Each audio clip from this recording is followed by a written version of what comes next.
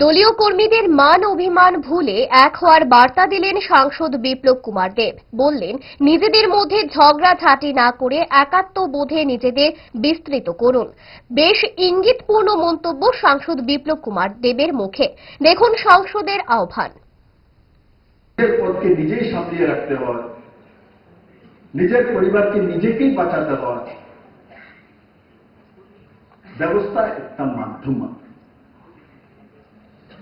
একটা মাধ্যম, তার জন্য সবাই মিলেমিশে কাজ করুন, নিজেদের মধ্যে ভেদাভেদ না করুন, নিজেদের মধ্যে মনোমালিন্য না করুন।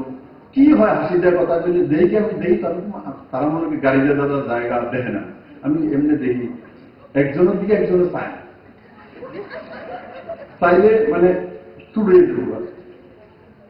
আর আমি বেচারা গাড়ি দেখতে যে রিক্সা চালা তার দিকে, আরে ভাই নমস্কার, টাটা দিই। হ্যাঁ, আমার দিকে না ছিল, আমি জোর করে চাওয়াই শুনি, কিন্তু আমার দিকে দোষ আপনার ফুড হ্যাবিটে নয়, ভেজালে। সেই মায়ের আমল থেকে 5 দশক ধরে গ্যাস, অম্বল ও পেটের সমস্যা একমাত্র সমাধান গ্যাস